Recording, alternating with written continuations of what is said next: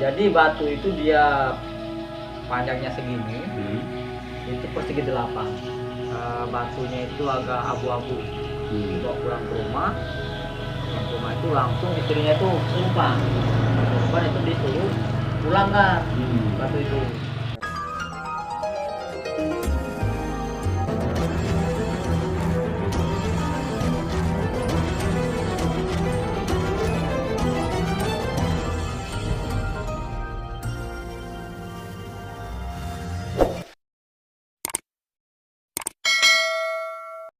Karena itu kata dia itu batas desa kami, tubuh desanya ya. Jadi dikembalikan lagi ke situ. Oh itu bagus pak, persegi 8 itu sama, ukurannya sama kok. Persegi 8? Iya persegi 8 itu depan. Itu saya nengok sendiri kalau itu batu dia. Batu ya? Batu dia. Harta karun Sungai Pangeran memakan korban, mitos atau fakta. Sebuah fakta, Air Sugian menyimpan misteri yang terus bergulir. Mulai ditemukan harta karun berupa benda-benda kuno maupun emas dalam bentuk jadi, seperti gelang dan cincin serta manik-manik. Diawali sejak akhir 2012 yang lalu setelah lahan gambut terbakar hebat di Air Sugian. Kemudian pada 2015 yang lalu mulai heboh ditemukan benda-benda kuno di lahan gambut tersebut. Benda-benda kuno ditemukan tidak dalam satu tempat, melainkan di beberapa tempat. Benda-benda kuno tidak hanya ditemukan terpendam di dalam tanah, namun ada juga yang ditemukan dalam keadaan tercecer di permukaan tanah atau terkubur gambut. Benda kuno tersebut memiliki kekuatan metafisikakah atau keramat? Setidaknya itulah yang menjadi buah bibir di kalangan warga Air Sugian. Sebab pada saat heboh-hebohnya warga berburu harta karun, di saat itu juga memakan korban meninggal dunia warga desa Sukamulya Jalur 23. Dan itu merupakan peristiwa yang cukup menghebohkan pada 2015 yang lalu. Karena aku bisa berbicara itu karena aku ikut ke lapangan memang, termasuk Pak Budi ninggal itu kan, pas barengan aku ini malam terus seperti ditumpahkan barangnya. Warga tersebut melakukan ritual pengangkatan benda-benda mistik, tetapi gagal dan fatal. Seorang warga tersebut tiba-tiba kejang dan tak sadarkan diri, lalu dibawa ke puskesmas terdekat, tetapi nyawa tidak tertolong. Sebuah misteri Sungai Pangeran dan harta karun melimpah, seperti dikatakan warga. Setelah memakan korban meninggal dunia, pada keesokan harinya, harta karun tersebut seperti ditumpahkan. Warga kebanyakan menemukan benda-benda antik berupa cincin dan manik-manik serta benda-benda lainnya. Warga dari beberapa daerah akhirnya ikut berhamburan memburu benda-benda kuno tersebut. Dan kini areal yang memakan korban itu akhirnya menjadi areal terlarang untuk perburuan harta karun. Sebuah fakta korban meninggal dunia, tetapi apakah dia kalah bertarung dengan bangsa lelembut? Tentu ini sulit dinalar akal sehat karena terkait dengan sebuah kekuatan metafisika. Itu ditemukan munti-munti, terus emas. Cuman selama ini memang orang itu menjualnya diam-diam ya? Jualnya itu diam-diam, bahkan itu ada pembeli di dalam sana Pak. Di dalam sana? Iya, jadi pembeli itu bawa apa itu batu untuk ngecek asli nggak emasnya kan? Langsung juga Pak timbangan di sana. Ada pembelinya ya? Ada pembelinya langsung Pak di sana. Itu sudah dalam bentuk emas ya? Itu bentuk emas jadi dia. Ada yang bentuk gelang, tapi ini juga saya juga heran. Itu barang itu nggak ada yang besar Pak.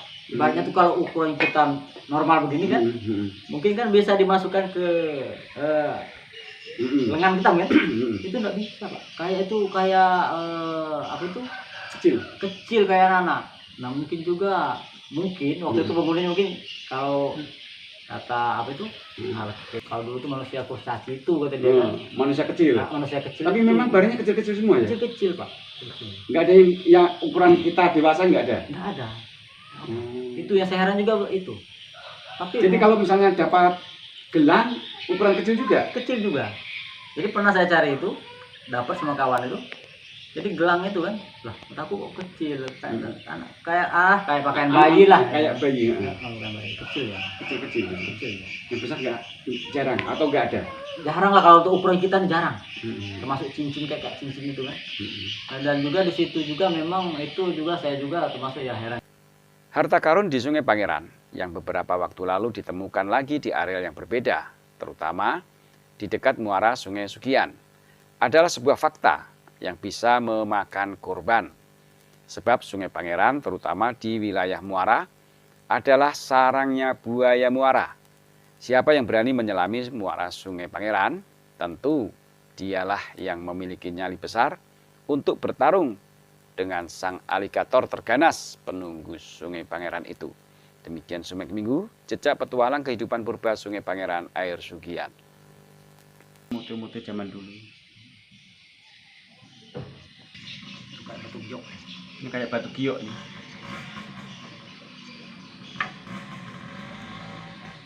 Kecil. Itu menemukan dalam keadaan terpendam atau gimana tuh? Terpendam. Terpendam digini-gini kan ya? Gini-gini di apa tuh? Ya. Kayak Oh, orang-orang pakai kayak gitu. iya, alatnya bawa ayaan itu kadang-kadang. Bahkan pernah diketemukan tuh gentong yang besar, Pak. Mungkin besar lagi dari itu, Pak. Besar gitu. Terus? Waktu diangkat PC itu pecah ya. Oh, ketika diangkat pecah. Pecah. Nanti besar lagi. Iya, besar. Itu diameter 1 meter itu diameternya. Besar lebih dari itu. Itu diameter 2 bisa itu. 2 meter. Kunci kayak gini bentuknya. Iya. Nah waktu itu saya temukan juga batu itu sebesar ember. Tapi salahnya saya itu itulah. Salah saya itu sudah saya ambil dan tinggal di situ. Maksud saya mau ngajak arkeologi lah datang ke situ kan. Tapi ternyata itu ya kawan-kawan yang nggak ngerti tadi kan, itu malah dibuang ke dalam sungai itu cari nggak ketemu lagi batu ini. Asli batu ini, batu kayak batu gunung itu. Tapi ada tulisannya nggak Pak di dalam batu itu? Nggak ada. Ada prasastinya nggak? Nggak ada. Sedikit pun. Sedikit pun nggak ada. Waktu itu tuh ada dua, satu yang lonjong itu, yang dua itu di bawah pungkak kayu itu ada yang bulat kayak gini. Tebalnya itu mungkin sekitar 8 sentian. Nah yang diketemukan sama kawan saya itu nanti orang yang di 25 tuh. Jadi batu itu dia panjangnya segini, itu persegi 8. Batunya itu agak abu-abu. Dibawa pulang ke rumah. Pulang ke rumah itu langsung istrinya itu kesurupan. Kesurupan itu disuruh pulang kan batu itu. Karena itu kata dia itu batas desa kami. Tubuh desanya gitu. Jadi dikembalikan lagi ke situ. Jadi dikembalikan di situ lagi. Dikembalikan lagi ke sana yang di tempat yang kataku yang hampir. Oh itu bagus Pak. Persegi 8 itu sama. Ukurannya sama kok. Persegi 8. Iya persegi 8 itu dia panjang segini.